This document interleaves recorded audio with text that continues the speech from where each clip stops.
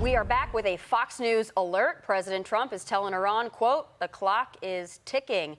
After speaking with Israeli Prime Minister Benjamin Netanyahu earlier today, reports suggest the U.S. and Israel could take military action against Iran as soon as tomorrow. Ashley Webster joins us live from Tel Aviv with the latest. Ashley?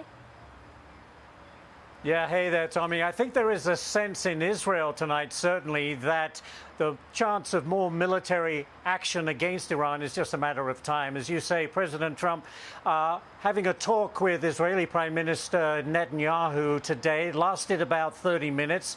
Shortly after that meeting, President Trump taking to social media, warning Iran, look, the clock is ticking. Time is of the essence, he put it. Meanwhile, Netanyahu himself holding a security cabinet meeting, a smaller version of that because it was just with his top military leaders and advisors as they decide their next step.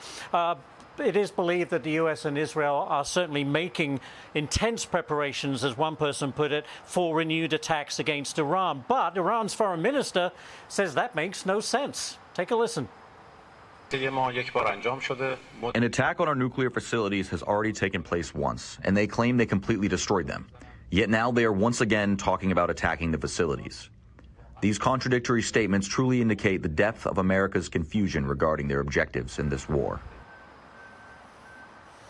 And meantime, the logjam in the Strait of Hormuz continues. No relief in sight. More than 1,500 commercial ships stuck in this very vital waterway.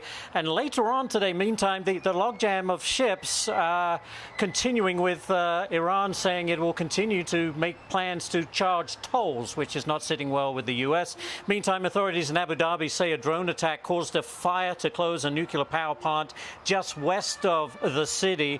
The UAE saying, look, the targeting of a power plant, whether it's by a principal perpetrator, they say, or one of its proxies, is a dangerous escalation. And that is an understatement, I believe. Tommy, back to you. Ashley Webster, thank you so much. My pleasure. All right, Joey, bringing it back out to the table. We talked about it yesterday. It seems like it's even closer than it was yesterday. President Trump, seems a little antsy to do something, to make a move. What do you think the chances are we see some action this week? If all things stay the same, I think it's pretty high. I know President Trump, our biggest concern for us right now is just depletion of our weapons. We've used a lot of certain things like TACMs, Patriots, THAADs, things that take a little bit longer to replenish that we would need, cruise missiles, things that we would need if China were to make a move or something like that. So that's a concern, and I'm sure they've taken some time to count some beans and bullets and have a plan for that. Because ultimately we'll spend as much money as we need to save our own lives. You saw what we spent to go capture a pilot or retake a pilot so we wouldn't be captured. So that's a concern. But can we win the war? Do we have what it takes to win the war? Of course. Whether we do it from the sky or a landing, it's just what are we willing to spend to do it? And Iran sits there, and if they're backed into a corner, what other option do they think they have? So it feels like we're on an inevitable path unless something like China comes in and says, hey, we're taking your lifeline away. I don't know what off-ramps there are at this point. Anita, to that point, when we hear the foreign minister essentially taunting President Trump, saying, you said you got our facilities before, now you're saying you need to get them again. I mean, it feels like a taunt to me when I listen to it, or the translation of it anyway. You mentioned the commercial break. It doesn't feel like Iran is scared. Maybe that's a posture. I'm sure it is. But what do you think their calculation is here?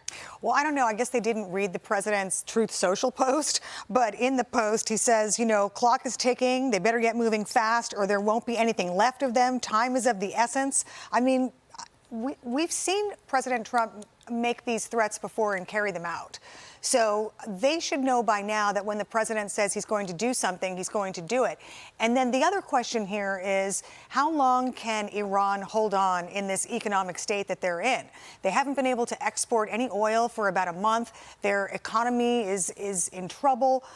They have skyrocketing inflation. They have shortages of food and basic goods. So how much longer can they be in that position? I think, that's the question. Maybe they're waiting out what's going on here at home politically. Maybe they're waiting out more infighting and more Democrats bad-mouthing this excursion. Well, the part of the problem is Iran is using its drone capabilities to go after the UAE and its nuclear facilities. So I think there's pressure still within the Middle East. Hey, United States, continue to do this. The United States took out their Navy. They have no Navy. They took out their Air Force. They have no ability to launch an aircraft. But they have the ability to move some money, pay their terrorists that they've paid in the past.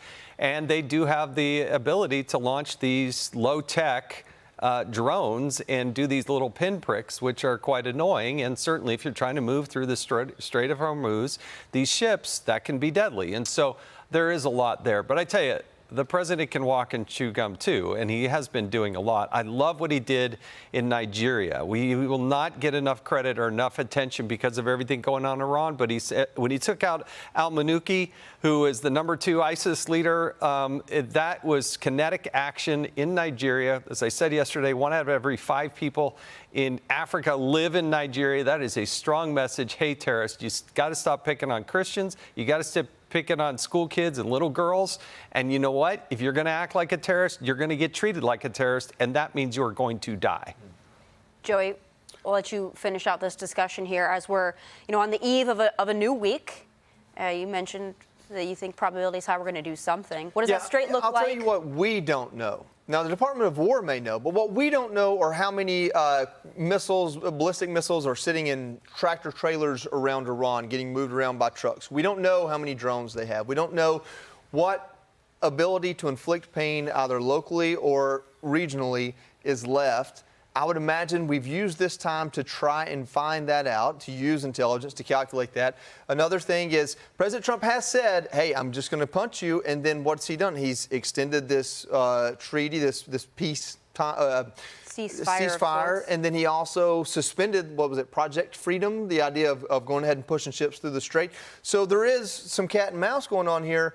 And Iran's playing the only cards they have, I think, which is to try to extend that cat and mouse. What can they offer that doesn't cost them anything that would get President Trump to back off? And I think President Trump is on to the game a little bit. And I think those in Iran are very well aware that it's primary season. Yeah. So that perhaps calculates as well. Be sure to like and subscribe for all the Fox News latest on YouTube and catch full shows streaming now on Fox One.